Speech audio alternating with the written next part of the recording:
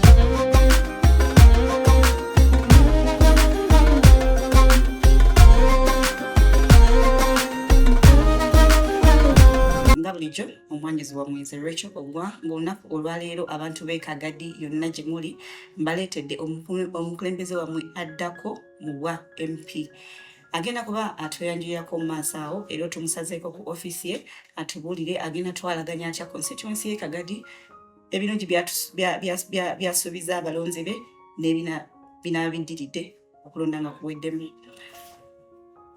Nkwaniriza nnyo mu studio zaffe eza Zubair TV omukulu Honorable. Thank you so much. Nesiimye okusinkana nammwe. Olulimi tukozesa Luganda Anyway, very quickly, abalabi baffe abalungi abali viewers baffe aba Zubair TV balyagadde okumanya kwani otuweeko brief background about yourself otuwe n'ensonga ku lwaki ozze okukiikira abantu b'Ekagadi. Amanya nze James Byalugaba. Ewaffe gyenva Bunyoro neryatenyi nditeekako. Ndi musajja ffe kinayise ekika Omuhinda, yes. Wano nkola nga executive director wa Youth Alive Uganda, ekitongole ekya NGO eky'abavubuka. Tukola emirimu mingi ng'ogusookera ddala kwe kusomesa abavubuka engeri gye balina okweyisaamu okwewala kawuka ka mukenenya. Ekyokubiri tulabirira abaana abamu balina akawuka n'abo balabirira kulaba nti endwadde ezeekuusa ku mukenenya tezibatta. Ekyokubiri tutendeka abavubuka engeri y'okutandikawo businesses basobole okweyimirizaawo bafuna akasente mu nsawo zaabwe bakulaakulane ng'abavubuka ku Youth Alive, yes. Ekyokusatu tutraininga abavubuka n'abakyala kukozesa ebyemikono kyetwaniyise vocational skilling. Tuwa omukisa abo abataasobola okugenda ewala nnyo mu by'okusoma. Katugeze omwana yavaamu nga tuuse mu P7 senior 4 n'atafuna chance kugenda mu maaso naye nga tusobola omuyigiriza kukozesa engalo ze asobole naye okweyimirizaawo. So ebyo gy'emirimu gye tukola wano ng'ekitongole era tubadde wano kumala emyaka 30. So mbadde executive director since 2019. Wow. Yes. Thank you for serving. Yes, apart from that, emirimu emirala gye nkola ndi omu ku bantu abasunsulwamu okwetaba mu meetings za United Nations. UN. Era meetings ezisinga ezibeera ku lulengo lw'ensi yonna nzibeeramu ku lwa experience gye nina mu by'enkulaakulana n'ebyabavubuka. okusoma kwange nina bachelor's degree emu nasomera Makerere University mu tourism. Biri 2001 2004 nakola bachelor's yange esooka nenzirayo 2012 nenkola masters eyasooka mu human rights. 2016 nenkola masters yange eyokubiri in international development nagisomera mu university eri mu Ireland. It's called National University of Ireland oba Maynooth. Then 2019 awo nga tuyingira covid nentandika PhD yange gyeri mukusoma kati right now ndi ku lulengo lwa research era ndowooza mu myezi ng'ebiri njakuba nga ngimaliriza nga bantikira oba doctor. Obukulembeze oba Buyaga West si buyingira oba sigenda buyingira buyingizi mbubaddemu nali mbaddeko chairperson youth owa NRM nga gye tuyita Lugashali tugita Guleta naye kati bagikutula mu sub counties ne town councils mukaaga naye ng'ekyali wamu nze yali chairperson w'abavubuka era mu kiseera ekyo nakola emirimu mingi okwaliko okwagalisa abavubuka n'abaana abato ebyokusoma so twatambulanga mu masomero. Mwaka ki guno? That was around I think 2008. Yes. Omanyi bw'ogenda mu kyalo eyo abaana there are few role models. So kyangu nnyo omwana kumala P7 ye n'alowooza nti akiwedde n'avaamu n'alowooza nti okuvaamu n'afumbira oba okola business kyekisinga. So twatambulanga nnyo masomero nga tubasomesa wakiwandibadde ng'osigala mu ssomero n'ogumiikiriza. Ekira kye twakola kwali kukubiriza abavubuka kwewala akawuka ka mukenenya because ebirala byonna osobola obifuna ng'oli mulamu. So briefly eyo ye background yange era kyenjagala okutegeeza nti nasazeewo nti ngenda kwesimbawo kuba member of parliament oba Buyaga West. Buyaga West 2026 31. So Buyaga is different from Kagadi. So Buyaga West is a constituency. Mu Kagadi tulina constituency biri tulina Buyaga West ne Buyaga East. Yes. Yeah. Okay. So what personal experiences have shaped you your political view? Any personal experience? So ng'omuntu abadde mu byenkulaakulana for a long time. Waliwo bye nandisuubidde omukulembeze kubanga akola.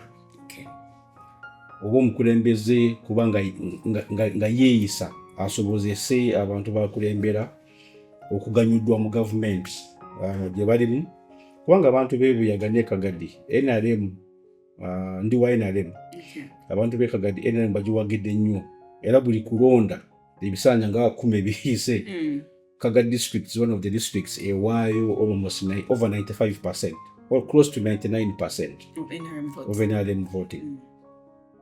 But then bichituka ku buweereza then we don't see that 99%. Sikutegedde. Like ng'omuntu nandisuubidde nti abantu abawagira NRM 99% bw'otuuka mu byobuweereza katugeze bw'oyita mu nguudo zaffe n'olaba amasanyalaze amazzi ebyobulamu twandibadde nga tetulinga bwe tuli kati twandibadde at least naye ekizibu kiruwa omusango si guteeka ku gavumenti bukulembeze because obukulembeze mu bitundu byaffe ebyenjawulo oba obukulembeze specifically mu Buyaga West mu kitundu kyange ekizibu ekisinga wabula oba tewaliiwo omukulembeze ateekawo kyenandiise olutindo olumanyi bridge kuteekawo enkolagana ennungi wakati w'abantu aba bulijjo district because district ye government esooka ne central government.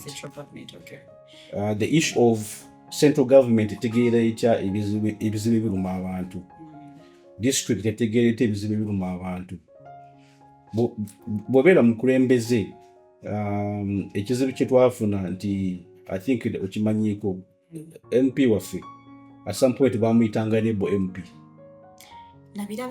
Kasemiro Barnabas, Rebel MP. Kakati bw'ova ku mulamwa ogwakusirisa mu parliament n'odda kukola obusolosolo ku national level for personal gains, leero oli mu NUP, then n'oddayo obwesigwa bubula mu bantu n'abakulembeze bennyini. Omuntu yandikwesize n'akuwa obuvunaanyizibwa tabukuwa kubanga baakulaba n'eriiso limu, because leero oyogera kino enkya oyogera kirala. So nze ndowooza nti that's the biggest problem, that we don't have a reliable leader and cadre of NRM that can be trusted for them to channel these resources to to our local people. So for me that is the biggest problem. Omukulembeze atakozesa bantu ye kufuna byayagala, wabula omukulembeze yeteekawo abantu basobole kinaalise okumulinyirako, because these two things are different. There are leaders who use people as rather stepping stone to achieve selfish interests, but there are leaders who offer themselves as a ladder, as a stepping stone for people to step on and to progress. Yes. At any one point, have you ever gotten a chance to meet the president of Uganda? Yes. Okay. Yes, I've had a chance to meet him on different occasions. First, I met him with the founder of Youth Alive, because she's a personal friend to the president. But at that time, what we talked about was about basically youth development in this country. Then other occasions, political, yes. Okay. Yeah. Mention 3 priorities that you're willing to focus on if you are elected by your people. So in this country, waliwo ebintu bibiri ebitwala ssente z'abantu all over the country. Bintu bibiri. Ekisooka, naawe bw'otuuka ewaka njagala otuule wansi okole bajeti yo. Weebuuze, ssente zange omwezi bwe gugwako oba omwaka bwe gugwako, ssente zange zisinga zigenderawo, ojja kwesanga ebintu ebyobulamu, ebyenjigiriza. Very true. I agree. Ebintu ebibiri bye bitwala ssente z'omuntu owa bulijjo. So omuntu yenna eyeetaaga okuleeta enkulaakulana oba development ku muntu wa wansi alina okusooka n'adresinga ebintu ebibiri: health and education. Kyova olaba President waffe Yoweri Kaguta Museveni ataddemu ssente nnyingi nnyo n'amaanyi mu PDM. Parish Development. Yes, nenja kubulira amazima. Bw'ogenda mu kyalo kyewaffe, sijagamba nti bonna tebazikozesa bulungi. Nima bazifuna ne baziteeka mu bintu ebirabwako. Naye the biggest percentage tebazikozesa bulungi. Do you know why? Bw'ofuna miliyoni ya PDM leero ng'omwana amaze weeks 3 waka nga tagenda ku ssomero, oziteeka wa? Ono omwana omuleka waka n'asigala waka n'ogulamu embuzi oba endiga, oba oziteeka mu school fees. Definitely ojja kwesanga mu school fees. Ofunye miliyoni, omukazi amaze weeks 2 nga mulwadde, tolina ssente zimutwala mu ddwaliro, bakuwadde ssente miliyoni ya PDM. Zino okukolayo ka business ate ne zidivert. N'abantu ababijja tusobola abanenja ne bwe yandibadde nzi sobola kuleka mukyala wange n'afiira ewaka ne simutwala mu ddwaliro kuba nga wampadde PDM ey'okuteeka mu bintu ebivaamu ssente. So kitegeeza nti nga tonampa PDM, sooka okole ku byenjigiriza so that ebyenjigiriza at all levels bibeere free and of quality.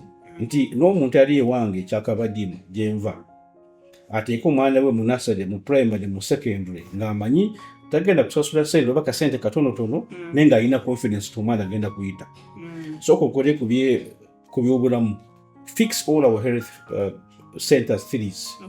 Make them functional. Fix the regional hospital. We have been advocating to make a regional, a referral hospital, so that it becomes accessible and cost friendly. Because kati abantu abasinga beeyunira amalwaliro aga obwanannyini Yes. And that comes with Private cost. hospital. People are shunning private hospitals because amalagala tegaliyo, badokita tebaliyo, tebakola. So we need to first fix that. So that by the time ompadde million emme ya PDM, bino ebintu ebiri bitwala sente zange, they are sorted, then I can now think about investment. And I've been telling people that for me that's my priority. And of course as an individual, sina sente sobola gamba nti sobola kulimba nti ngenda kuzimba amalwaliro, zimba amasomero, esente siziyina abo abantu mbawulisa ngamba limba. But what we need to do is to continuously engage with the government. Once you prove to government that you can be trusted, you are a trusted cadre of the NRM, this government has resources, adequate resources to fix these things. If we address the issue of corruption, which is also the other issue, the other priority. Yes. So, education, healthcare, address corruption. Once you do that, then you must, our people in Kagadi are farmers. How do we now focus on commercialization of agriculture? So that abantu balekerawo kulimira olubuto. But how do you do that? Tosobola gamba abantu balime ennime y'omulembe ng'okyabasindika kozesa enkumbi. That's why in my leadership, and I've already started, the whole of last week I was launching tractors, simple tractors. And I got this idea from India. India right now, India is the major supplier of food in the whole world. We were supplying emmere mu nsi yonna. Bakikola batya? Batuuka ekiseera, they started innovating simple technology, affordable technology. Bwe twogera ku tractor, omuntu aleme kutunula tractor ebinene ebya miliyoni 1.5. Mu tractor obutono even miliyoni 4.5, miliyoni 5, miliyoni 10, miliyoni 20. So that we progressively begin moving away from using the whole. Apply simple technology. Because once you apply technology, you cut the labor costs. Abalimi baffe in Kagadi and all over the country, ekikyatusibe mu bwavu is high labor costs. Nti awantu wansasula emitwalo 5 kwesa tractor. Okwesa emitwalo 15 kuwa abantu bano babulijja bakozesa abalima yakyo. Kitegeeza nti bw'oba olina eka ya kasooli ng'ogitaddemu emitwalo 50, weesanga nga emitwalo 35 gigendedde mu kusasula abakozi, what we call labor costs. Ate bw'okungula n'ogyamu emitwalo nga 5 oba 6. You can't develop. Never, if you cut, we need to cut the labor costs by like over 50%. Quickly taking it back to the PDM. Yes. Some constituencies are given this PDM from the government. Naye tetuuka ku bantu esigala awo. Yeah, because there's a lot of corruption. Even in my constituency, there are people oli akimanyi nti alina okufuna akakade ka PDM. Yes. But they are crooks. Oli akusaba sente za password. Can you imagine someone nakugamba nti njagala mitwalo 10 ya password? Of course omuntu wa bulijjo tabitege. Password y'omusimu. Anti yamugamba kuyisa okufuna kasente. Oyina okufuna akakade naye tugenda kutemako eza computer. Tukutemeko eza password. Kitegeera. Kakati yo omuntu wa bulijjo amayira ng'afunye emitwalo nga 6. Ayina yitafaayo kubanga naye abadama naye akimanyi mu mutima gwe nti 6 naye agenda zirya. So kati agamba ze mumpa zonna it's okay. So there has been a lot of corruption that even from the district leaderships, sigamba specifically Kagadi, across the country, that sente zituuka. Ate nezituuka nazo ziba ntono. Ate naye ngezituuka mu bantu nga benkugambye, their priorities are somewhere else. Yes. So volaba, it's a good program, but I think that we need to fix. Okay. Yeah. So Honorable, how will you ensure to remain accessible and accountable to the people of Kagadi? I have been an accessible person, and I don't think I'm going to change even when, let me tell you, when I'm home, on a daily basis, benzuka kumacha, mbeera n'abantu abasuka mu 200 nga bali ewaka. Okay, amaka gali wa Honorable? Gali Kagadi. Kyalo bakita kyakabadiini. Okay. So kitegeeza nti am accessible because abantu bobanga obagobaganya tewagala batuuke waka tebasobola kujja. So one thing is to make myself available because but as a member of parliament so gamba nti ngenda kubeera kagadi full time because abantu bantuma mu parliament nina okubeera mu parliament kubakiikirira n'okuteesa but akadde konna ke mba nfunyeewo then I must go back. But what is important, the issue is not just about physical accessibility, it's about the system you take out. How do you continuously get the views of the people? Government in a structure. Chovola tulina ba parish councillors, tulina district councillors, then you have MPs. And these are supposed to work as one chain. Yes. Nti ba councillors abebyalo ba parish batwala views of the people to the sub county. Sub county byekozeeko n'ebikola ebiganye, they push them to the district. That's why district councillors once in a while are supposed to sit in the sub county councils to pick things ebiganye ku sub county babitwalewa. Now as a member of parliament once in a while olina okutula mu councils za district owulirize ebiki ebiganye ku parish ku sub county ebiki ebiganye ku district ebyetaaga genda wa. So that becomes a system. But unfortunately, some MPs don't do that. And you know why I asked you that question, Honorable? Usually when the poor people come and elect you people and elect you for that position, you tend to become inaccessible and forget about them. Omanyi, most of the time people say once the person is once voted, netumuwa akalulu kaffe, okuddamu okumulaba tumulaba kisanja kiddako. Omanyi kizibu ekiva and I've been moving around ng'abantu ng'ambasomesa. Gamba nti bana abanoonya obukulembeze mu beetegereze. Bw'ogenda mu bukulembeze ng'onoonya mulimu, it's a disaster. Leadership is not a job. Kakati mulimu abantu abamu abalowooza nti mu bamemba of parliament mulimu sente nnyingi ngenze kulonda ngenze kukola. N'agenda mu mabanja n'akozesa obusente bwe bwonna n'abuteeka mu politics n'afuna ne role n'ateekawa mu politics. Kakati batuuka mu parliament bantu n'asanga nti actually sente teziriiyo.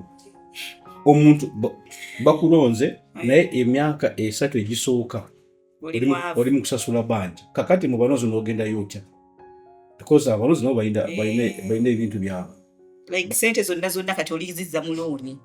Exactly. Kakati you don't have time kino ekiseera ky'obula nawe oba weesootinga.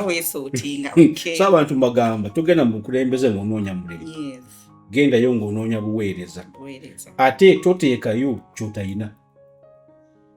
So that, because I tell people, you can be elected and you be disorganized. Also, you can fail to win and be disorganized. Okay. So you need to think ahead. You need to think about after election. Nti benayitamu, how do I remain a normal person? So that I keep focusing on roles of the member of parliament. Because member of parliament abamu tebagenda mu parliament because baba known. Eyakuula sente kunoonya ate akimanyi nti bw'oyingira mu parliament agenda kulingira wali. So kyebakola tebagendayo. What? So everyone okubyewala is to make sure, think twice. Do you really need to go to parliament? Are you ready to go to parliament? Are you going there for leadership? Or just for a job? Do you have other sources of income? Because member of parliament si mulimu. Nebogenda member of parliament, you need to have other sources of income that supplement katono kofuna eri. So that osegade ng'okyagenda mu balonzi nebakuyita ku mbaga omuntu yafudde wadde si mulimu ogwo n'abantu kye baagala nti bafuna ekizibu obabeererewo. Kuba kusanyuka obabeererewo. Next sola gendayo ngo you have issues around you. So nze my style is sigenda mu member of parliament kunoonya mulimu kubanga sirowooza nti sente ziri mu member of parliament zisinga zenfuna kati. I'm an international consultant, which I will continue doing because I don't think from Monday to Sunday I will be in parliament. Which Sunday njagenda for emirimu. But in my private life, I have my businesses, I have my consultancy services. So I will not be constrained. Ekyokubiri nja kusigala nga ngenda mu bantu bange. Wowe wenyini nga tukyali wamu ne Honorable James Yakaba, tuvudde mu kitundu ekisooka tukomawo nate mu kitundu ekyokubiri mwekumire Zubair TV. Thank you. Kati omuntu let's say nga ina startup family, do we have options for everyone? Kuba wentunulira bino ebintu oli ayinza okulowooza banaye bya bbeeyi, banaye nze mbisobola. Is it possible for me to have such a light, let's say? Kuba ndaba, is it affordable? Buli omu asobola okufunamu ekintu. It's very affordable. Kubanga tuleeta ebintu bino wakuba nti birabika bulungi. Sente si nnyingi. Sente zisoboka omuntu yenna okubeera nti asobola okujjamu ettaala egenda ewuwe. Tuva ku eri embeera abantu abasinga awakalaba abamu.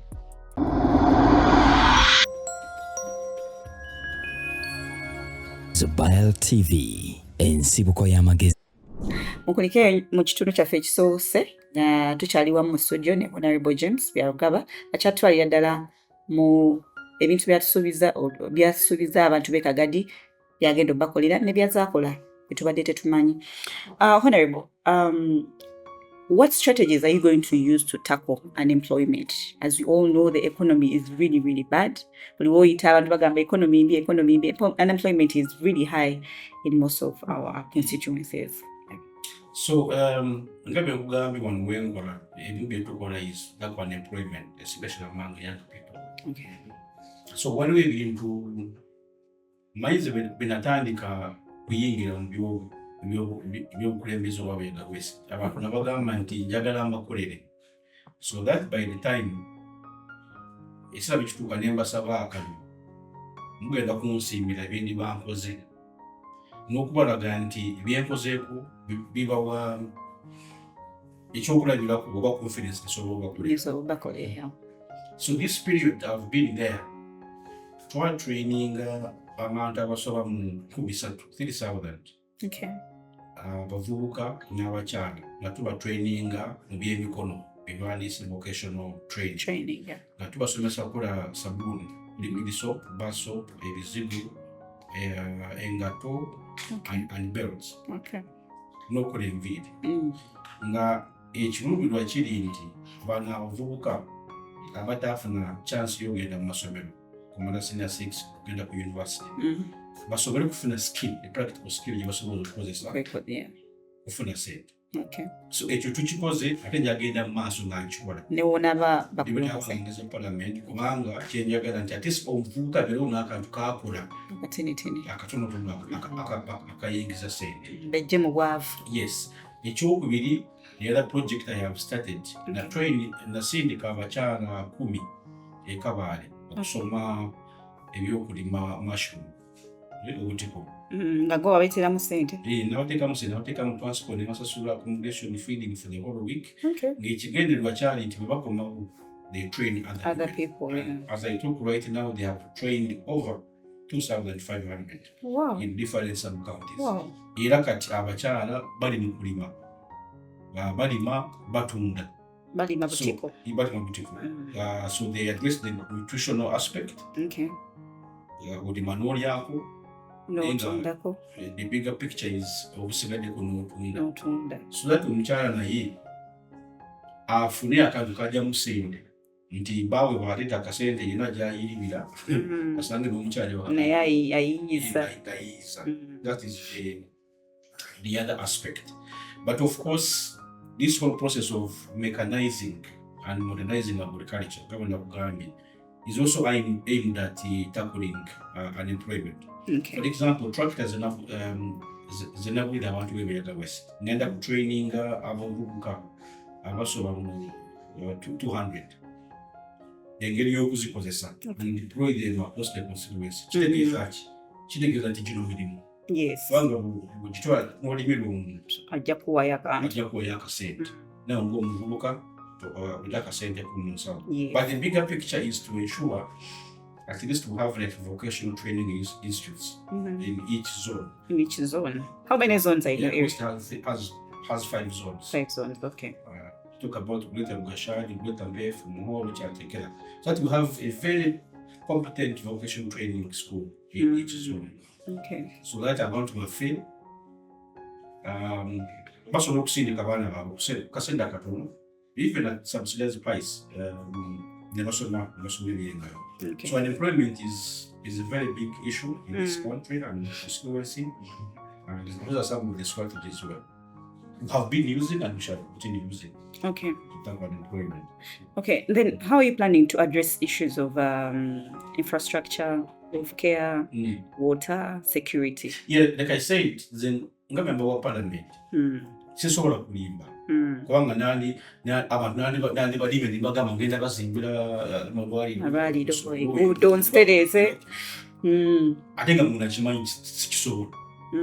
Because that's the work of the government. Yeah, true. Mulimu gwa government fixing amasomero, amalwaliro, enguudo, amasanyalaze, amazzi n'ebisigadde.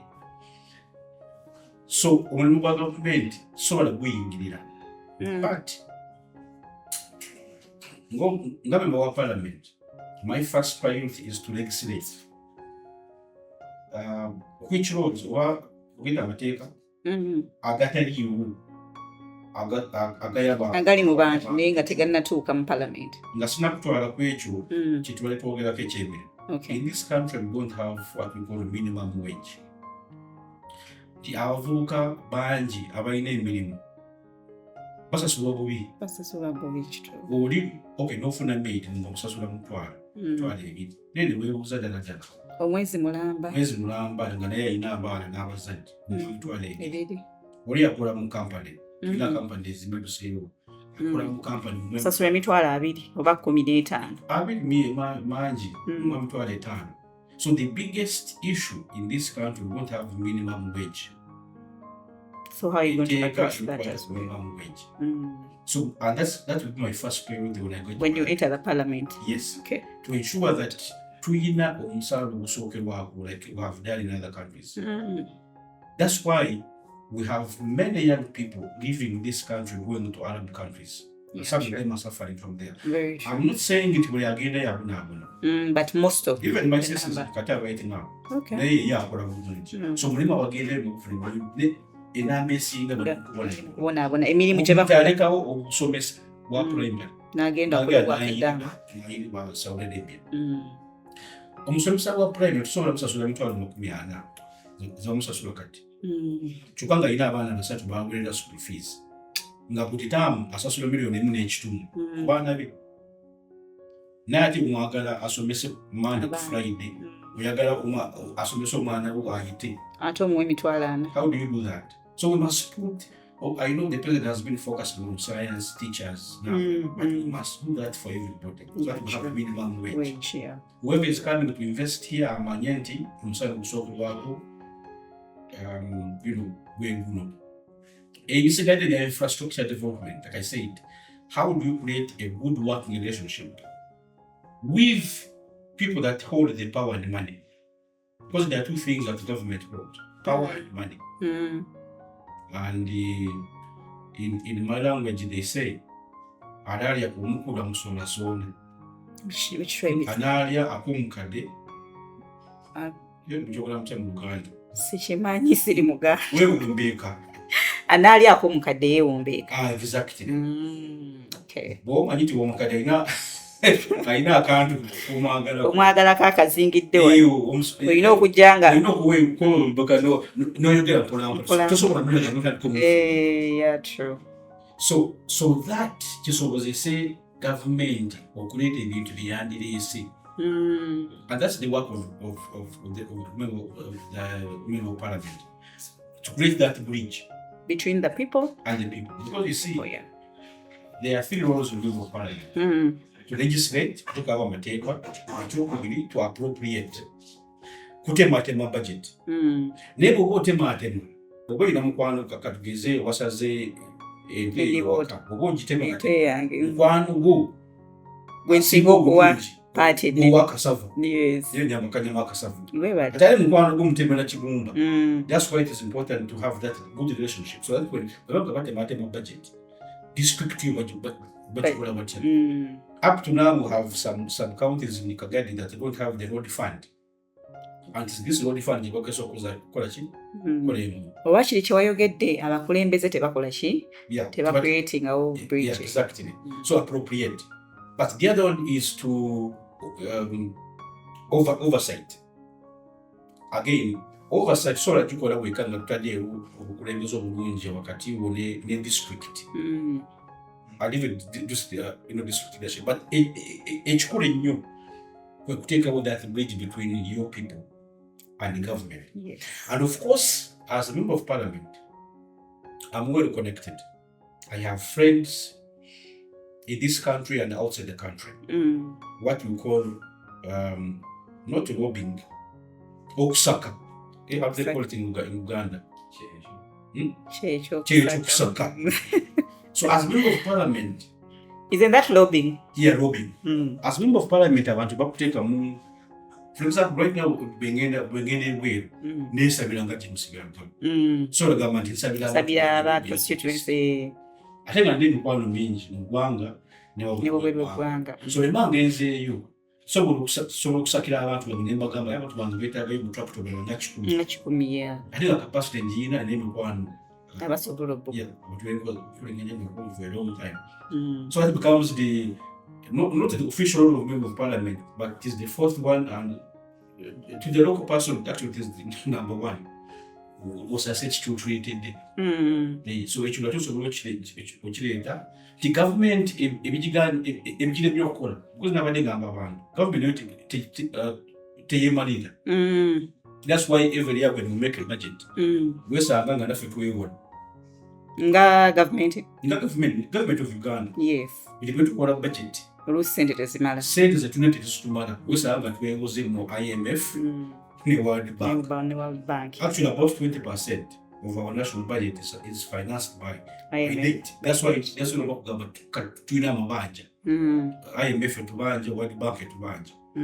So government, chikulaganti government nayo yesobola. So ngaba kulembeze bebanfunye sente n'engoyo traffic gazina kuzenga bilabanga. Banyamba ku government.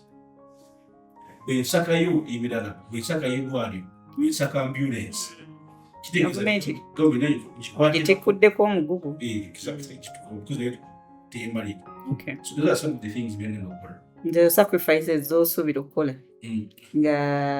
So how do you plan to stay connected to the grassroots once elected? Yeah, the connection that the government really in a structure is to make sure that once in a while I take part in meetings at the district council. Because that's what the views from the local person come from. So you give them the voice. You use their exactly. So one, I already have a structure. From village level to sub-county level, I already have a structure, and I don't intend to disband or go with structure. Even when I'm elected, that structure will remain there because it's the same structure will be utilizing to get feedback from the people. So that's one. Number two, like I said, is to participate regularly in the district councils. Because that's where issues now are picked from by member of parliament. Yes. District national. No, so those are the two main channels that we'll be using. Yeah. Okay, very quickly. Abantu ba Kagadi baheyo ka message. Message. Yes.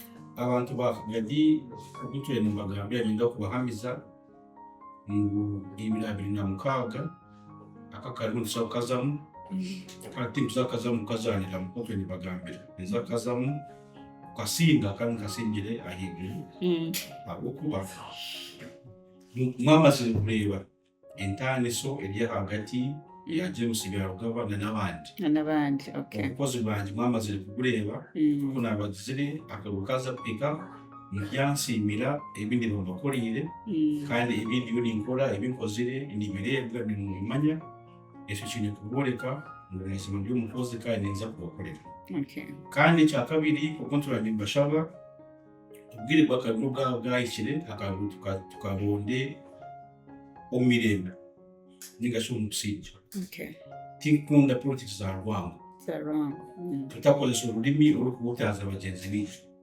abantu umuntu umushoborore kala yange unreki kala ikirize mugende nawe umukataza mu byo kurwana kwitana bangana because politics biza kwija biza kugenda kuko bizakora ki bizagomeza gusigara kandi abantu bona hande muzoro zo bwebembeza eyo abariyo message batwara icyo kwererukayo k'omuntu wa NRM twatandikira structuring. Okay. NLC ones already bapikingire nomination forms into exercise rezaguza mpaka nko kwa mwenda abantu bahurijo twejumbire mu butoto bwa NRM twejumbire kwehayo abakubasa kuhereza mweheyo muze kuhereza abantu. Yes. Okay. Before I leave you, Honorable, just in one word, describe your leadership style. My leadership is servant leadership. Okay. Like I told you, I'm looking at offering myself as a bridge or as a ladder, so that I can become a stepping stone for people to step on you to get to where they I am not there to use people as a stepping stone. Okay. Because I'm not going there for a job. I'm going there for service. The other probably style that describes my leadership is participatory. I love listening to people. Okay. I like listening to what's being said and what is not being said. So that by the time I make a decision, that decision is not personal, but is owned by other people. Yeah. Thank you so much, Honorable James Yagala, for inviting us in your very beautiful office to take on this interview. Together with my team, I was not alone, I was with George on camera 1 and Bali Kudembe on camera 2. Thank you guys, and thanks for watching Zubair TV. Please keep tuned in, comment, like, and subscribe. More programs are coming in. Thank you. Bye.